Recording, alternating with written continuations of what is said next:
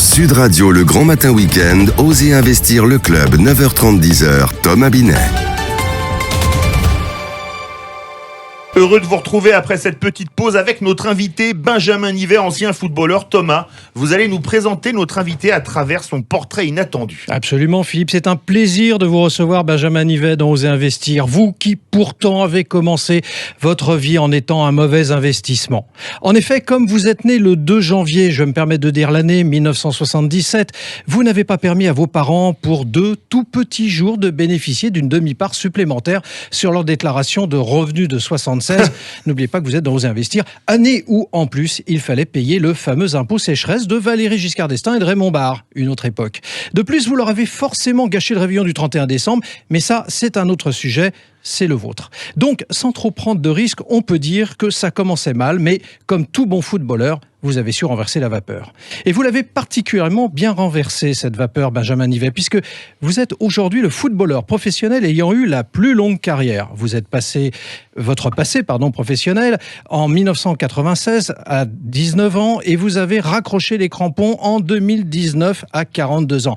Vous avez donc passé autant de temps sur les terrains que le général de Gaulle, Georges Pompidou et Valéry Giscard d'Estaing réunis à l'Élysée, ce qui, sur un autre terrain de jeu, me permettrait de dire que Laurent Blanc, qui est surnommé le président, vous auriez pu vous-même être surnommé les présidents. Alors, vous avez commencé, Benjamin, votre carrière en pro à la JOCR, club idéal pour se lancer dans les investissements en mettant un minimum d'argent puisque son entraîneur s'appelait Giroud à l'époque. Enfin, c'est juste pour rendre service, pour pas gâcher. Oui, sacré Giroud, hein.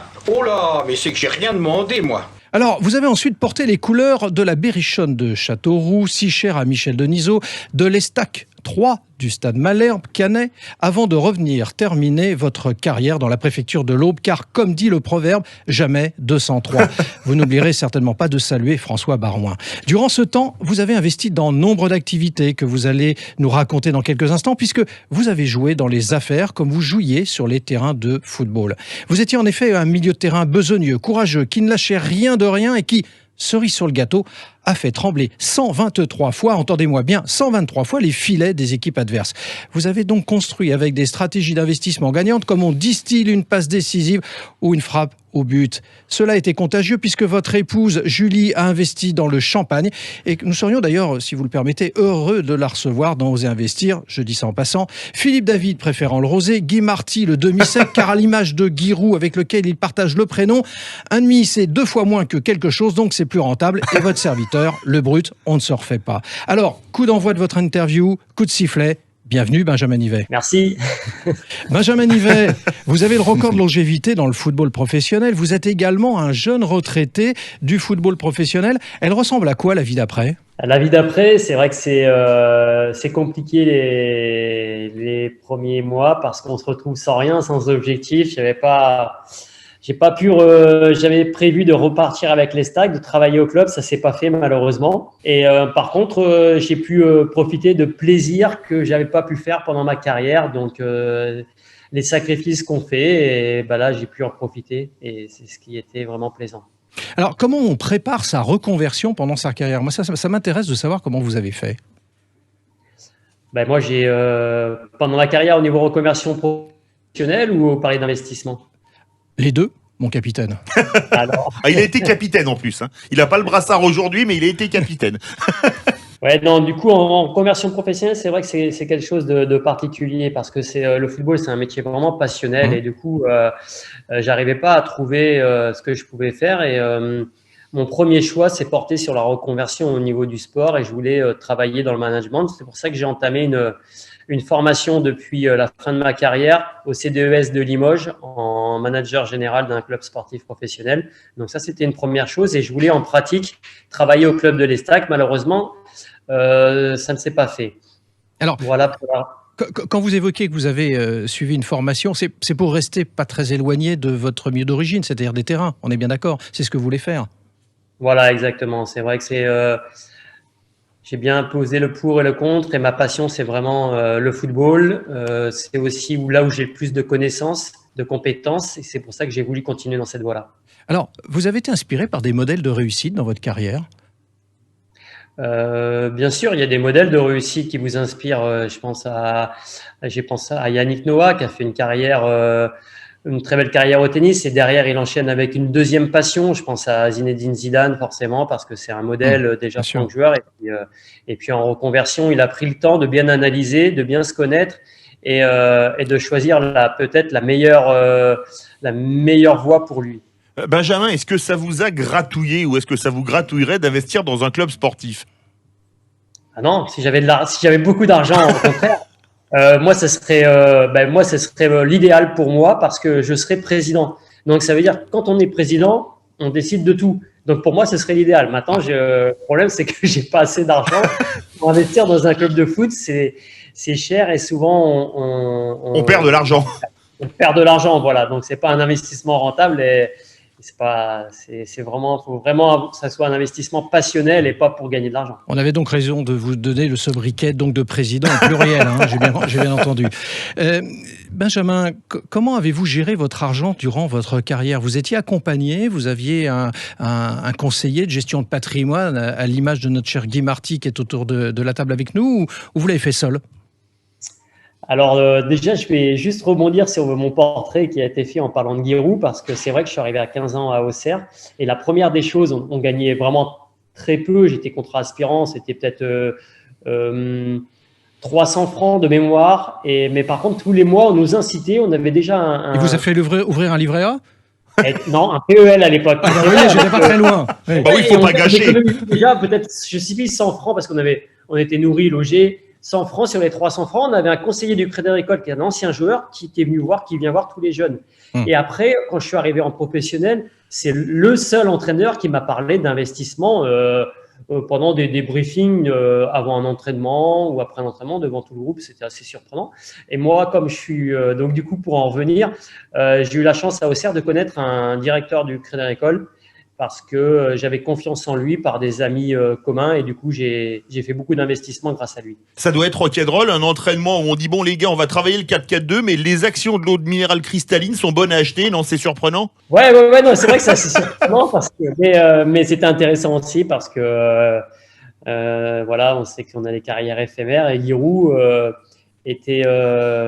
faisait attention aussi que les joueurs ne fassent pas n'importe quoi en dehors. Alors, vers quel domaine d'activité avez-vous orienté votre investissement durant cette période et qui ferait qu'aujourd'hui, ça soit une situation différente pour vous, justement? En fait, dès mon premier salaire en professionnel, j'ai acheté ma résidence principale. Donc, j'ai beaucoup investi dans la pierre dans mes premières années de contrat. Donc ma résidence principale. Ensuite, la loi Périssol, qui était vraiment très intéressante dans les années 2000. Donc c'était mon premier investissement avec une défiscalisation. Et ensuite, c'est vrai que j'ai notamment investi dans des appartements en défisc avec des lois Malraux. Et ensuite, des achats d'appartements. J'ai acheté aussi un peu de locaux commerciaux et j'ai fait aussi de la bourse en ouvrant un PEA. Mais ce que j'entends, Benjamin, c'est que c'est beaucoup d'immobilier, hein. C'est quand même ça, on est d'accord? Ouais, principalement, c'est de l'immobilier. Oui. Et principalement, au début de ma carrière, beaucoup de défiscalisation. Et avec le recul, maintenant, si j'avais quelque chose à changer, peut-être que ce serait par rapport aux défis qui sont très dangereuses et pas forcément les plus rentables en fait. Alors vous quittez pas, vous restez avec nous parce que notre Guy à nous, hein, c'est pas le même, a une anecdote. C'est pas Roux, c'est Marty. C'est Marty, a une anecdote en lien avec vous, Benjamin. Donc on va laisser la parole à Guy qui va nous en parler tout de suite. Guy. Alors aujourd'hui, nous allons parler donc de sport et de placement sous un angle inhabituel. Au football, comme dans un certain nombre de sports, il y a un arbitre. Le mot est intéressant car il vient du grec et il voulait dire celui qui vient, qui apparaît, pour désigner le témoin dans une affaire de justice. Puis le mot a été réintroduit au Moyen-Âge dans l'un des tout premiers romans de la littérature mondiale, le Satyricon de Pétrone. Là, le mot arbitre désignait une femme qui réglait des querelles. Et puis l'usage du mot s'est généralisé pour toute personne qui arbitre un différend, et notamment un juge. Mais le juge décide, donc arbitrer est devenu synonyme de décider, d'où le libre arbitre, valeur fondamentale s'il en est. Puis au XIXe siècle, les sports ont adopté le mot arbitre en même temps qu'ils ont créé le rôle. Au XXe siècle, la finance s'est emparée du mot arbitrer, c'est acheter et vendre pour faire un bénéfice rapide. Enfin, dans les premières années de notre jeune XXIe siècle, le mot est venu aussi dans le domaine des placements et de la gestion de patrimoine. Arbitrer, c'est quitter un placement pour en choisir un autre. Par exemple, le gouvernement aujourd'hui aimerait bien que les Français arbitrent leur épargne de précaution contre les placements long terme. Ah, quelle aventure, Guy.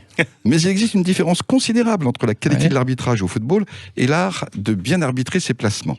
L'arbitre qui siffle un coup franc ou qui tend un carton jaune constate ce qui vient de se passer. Toute sa performance tient dans l'acuité de son regard et la rapidité de sa réaction. Son présent, celui de son excellence, c'est ce qui vient de se passer au quart de seconde près.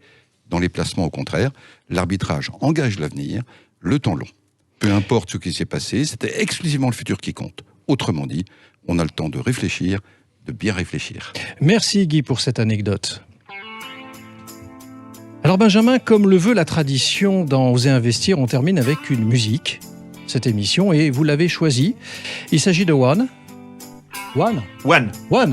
Alors on dit One, du groupe U2 en 1991. Alors, je vais peut-être vous apprendre quelque chose, puisque c'est quand même vous qui avez fait ce choix. Selon la légende, cette chanson aurait été inspirée des relations tendues au sein du groupe à cette époque, et ça parlait beaucoup de séparation au niveau du groupe. Je ne sais pas si vous le saviez, Benjamin. Non, je ne le savais pas, je l'apprends. Pourquoi ce choix, malgré tout ?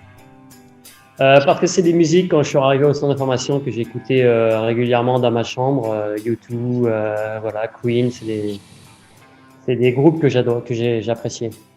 Alors on va vous remercier. On va vous remercier d'être passé du côté d'Oser Investir ce matin. On va vous remercier de nous avoir apporté tous ces éléments sur une carrière professionnelle, parce qu'il faut le dire et le rappeler, vous êtes le recordman de la longévité. Oui. Faire prendre sa retraite à 42 ans pour un footballeur, c'est même plus la carte vermeille. Là, ça dépasse tout ce qu'on imagine. Et ça prouve qu'il a eu une très bonne hygiène de vie. Et dans le même temps, il est encore très jeune pour engager une deuxième partie de carrière. Absolument. Merci Benjamin.